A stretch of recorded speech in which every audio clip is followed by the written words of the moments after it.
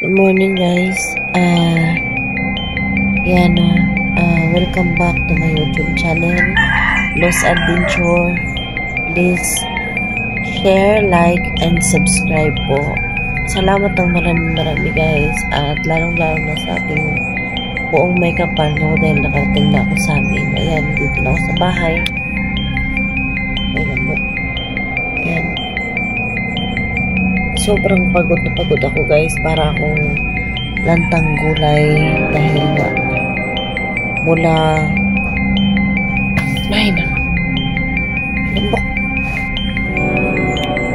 mula sa eroplano hanggang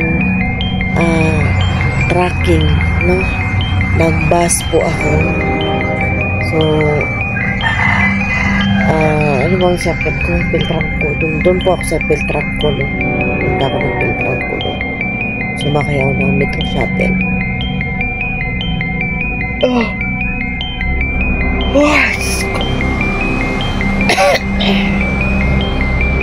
Sumakay po ako ng metro shuttle. Yan, umuwi ako dito sa bahay namin. Mula abroad hanggang Manila. Pagdating po ng Manila guys, ay hindi po pala ako binili ng connecting flight ng agency. Tapos sinabi ko naman sa kanya na bakit hindi mo ako binili ng connecting flight. Sabi niya hindi daw. Sabi ko bakit?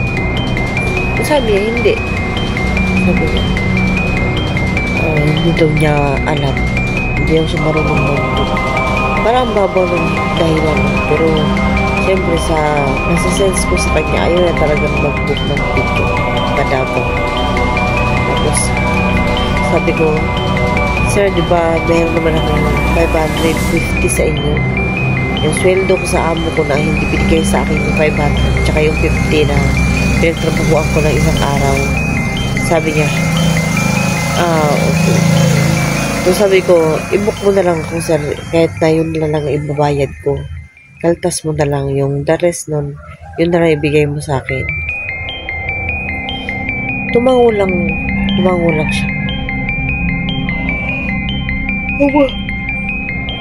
Magtango niya guys sa akin. Kala ko, i-book niya. Sabi ko, sir, please book me a ticket. Sabi niya, no. Sabi niya. So, ang ending, hindi niya talaga ako binook ng ticket. Ang nangyari, umuwi ako ng Pilipinas hanggang Manila lang ako. Kaya sobrang pagod ako guys. Sobrang pagod, grabe. Mula Manila, sumakay ako ng bus ng may terminal doon may bus doon sa terminal. Mamasahe ka ng 40 papuntang Pasay, yun. Sinabi ko sa driver na ibaba ako doon sa Beltrangco, biyahe papuntang Davao. Tapos sabi niya, ay sige ma'am, huwag ka nang bumaba dyan, ako nang magbaba sa'yo mismo doon sa terminal. So doon pala ang pasok niya. Pag nakababa na lahat ng pasahero, yung bus na sa sinakyan ko, doon talaga siya pupunta, papasok siya doon sa mga bus station ng Beltrangco. Kaya doon niya ako mismo sa terminal mismo yung sakayan mismo ng Beltrangco binaba. Bumili ako ng ticket doon at nagulat din ako sa price dahil halos 5,000 ang pamasahe din, no? Halos 5,000 din yung pamasahe. Kasi 4,620 plus 500. Hindi nga 500 kasi 600 na bayad ko halos sa ferry boat na sasakyan mo, tatawid kayo ng dagat kasi hindi magamit yung San Juanico Bridge sa mga bus, no? Kailangan mo yung bumaba at sumakay kayo ng mga maliliit na van, mga ganun. So mamasahe kayo doon, tatawid naman kami ng bus. Iba naman pag tawid namin ng San Juanico Bridge, iba namang bus ang sasakyan namin. So alam niyo guys, bago ako nakasakay ng terminal papuntang Davao, ay naghintay muna ako dun sa Piltrangco ng halos 6 na oras. Yun, ang hinintay ko dun. Sobrang init, sobrang pagod. Kaupo lang ko doon. Simula biyahe, nakaupo ako doon. Naghintay ako ng alas 6 pasado. Umalis yung van. Ay, yung bus. Kasi dumating ako doon ng ng alas 12. Mga alas 11 ako dumating doon. Tapos, sobra ng 6 hours yung hintay ko yata. Tapos, pagdating ko ng umalis ang bus ng alas 6. Pag alis ng bus ng alas 6, di umalis na. Bago kami lumipat ng bus na naman, naghintay na naman ako naghintay na naman lahat ng mga pasahero. No, bago kami itawid ng San Juanico Bridge, ang tagal, siguro mga 4 na oras naghintay no, para isakay kami ng mga 2 oras lang pala. Tapos bago kami sumakay ng bus na naman, ng van na naman, ang tagal naman namin naghintay. Tapos tumawid na naman kami ng kabilang kaya parang 4 na oras talaga lahat ang hinintay namin. So ang tagal ng hintayan, grabe. Tapos tumawid na naman ng panibagong bus. Hintay na naman kasi nga kailangan mong bago ka tumawid ng panibagong bus, hahakutin lahat ng mga pasahero sa bus, itawid, hakutin lahat ng mga gamit, yun, sa lahat ng gustong mag-tracking, no, ganun kahirap ngayon gawa ng San Juanico Bridge, hindi magamit ng mga bus, kaya ganun ka-hassle. So, itatawid yung mga tao, dadalhin dun sa kabilang bus. Kung sasakay naman kayo ng van, ng mga pick-up, ganun. Tapos yung susunod sa inyo yung mga gamit. Tagal nyo naman maghintay. Halos 5 oras na naman yung paghintay ko doon. Grabe na, sobrang nabubuisit talaga ako, sobrang bad trip. Kaya sa dami ng oras na nasayang, na yung pagod ka na, gusto mo nang makauwi. At yun, straight na ang biyahe pa bus. So, tatawid na naman kami ng bus sa Sumlog, ano yan? Ang pangalan nun? Pasay, nakalimutan ko guys. Tatawid na naman kami ng dagat. So halos 1 oras naman yung lakbayin sa dagat, sa ferryboat na naman.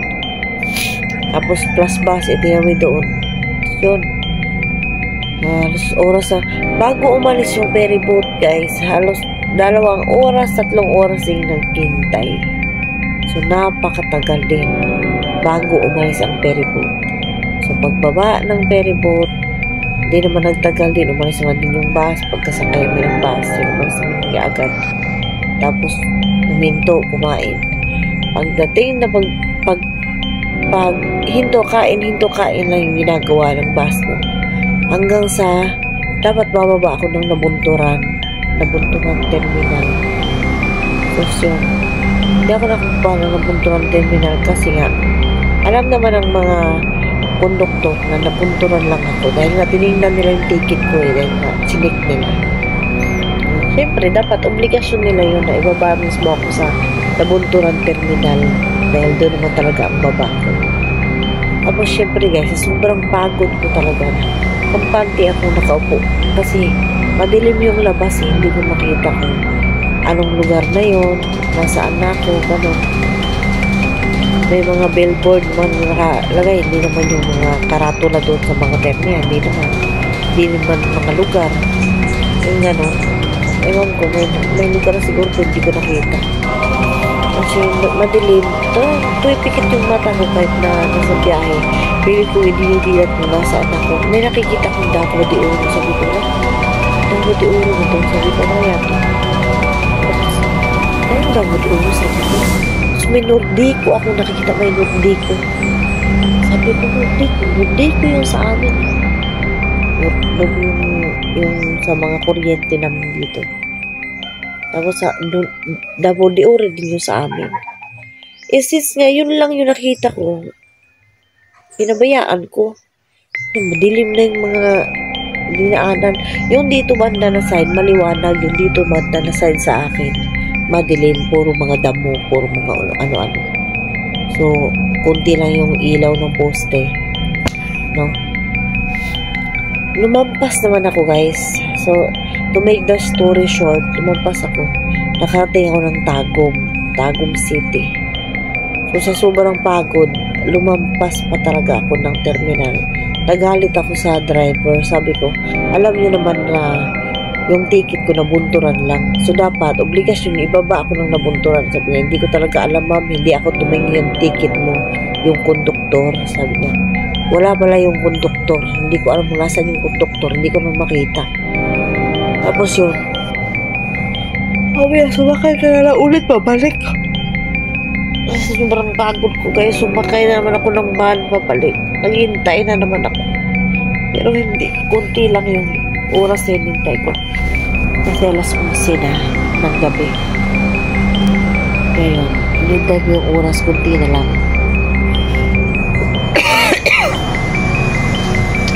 Naghintay na yung asawa ko at yung kapatid niya doon sa terminal. Tapos yun, hinintay ako ng asawa ko doon sa terminal. Nakarating ako ng alas 12, pasado na. So, nakarating naman ako ng bahay namin. Dito lang sa bahay namin ngayon, sobrang dami kong trabaho. Ang dumi. Hindi pa ako nakakalinis kayo sa kaiga pa. Ngayon ay alas 10 na siguro na umaga. So, dapat maglinis na ako ngayon. Bigla akong inubo kasi naglagay ako ng katulog. Dami kasi lamok. Tapos wala na, nalanghap ko talaga yung katulog. As in, magdamag ko. So, may nakaramdam. Tapos yun guys, sige lang, mag-video ako kung gaano kadumi yung bahay. At yung before and after ng aming bahay. Siyempre, sobrang dumi talaga. So, mahirap talaga pag walang nanay sa bahay, no? Pag walang babae. Pag wala ka mismo sa bahay, ito talaga yung napapala pagka nauwi ka na, ganito kahirap at ganito yung kapagod. Wala kang choice. So, kahapon, umalis kami mag-asawa. Wala na yung asawa ko dito, bumalik ng trabaho. Mas kami mag-asawa, so namili kami, no? Namili ako ng mga gamit sa bahay. Hindi naman mga gamit na yung nag-grocery ako. Nambalengke ng konti. Kaya kami nakabili ng kompleto, kasi dapat nakabili ng ulam nga eh. Tapos yun, namili ako ng dahil maglilinis ako sa bahay. Yun. Hindi ako masyado nakapagpamili guys dahil alam niyo naman hindi ako nakatapos ng 2 years. Kunti na yung pera ko. Kasi tipid-tipid. So yun lang guys, no, for today's video, update ko lang kayo na nandito na ako sa aking bahay at nakahiga at nakapagpahinga din. Siyempre kahit pagod pa yung katawan natin, ipipilit natin yung trabaho din na. Sobrang parang basurahan na po yung bahay. Kaya nabangon po ako ngayon na magtatrabaho. Galmusal muna ako ganun pagod ako. Gutom ako. So guys, for today's video lang muna, no. Thank you for watching guys. Please like and subscribe. Don't forget syempre. At sa lahat po ng mga ads ko, huwag niyo po skip. So thank you guys ng maraming. Yung anak ko po pala ay pumasok na syempre, natuwa siya. Pagdating ko na medyo malungkot din kasi nga addict na po siya sa ML guys. Yun, alam naman niya na mahigpit ako sa pagdating sa cellphone. Kaya medyo malungkot siya. Dumating ako. Happy na din siya kasi dumating ako. Happy siya dahil dumating ako, nandito na ako. Malungkot siya dahil sa mga kagustuhan niya na hindi ko lahat na pwedeng pagbigyan. So yun lang guys ang update ko ngayon. For today's video yun po. Nakahiga lang ako. Nakahiga pa rin ako. Awaway po. Dito muna. Ay,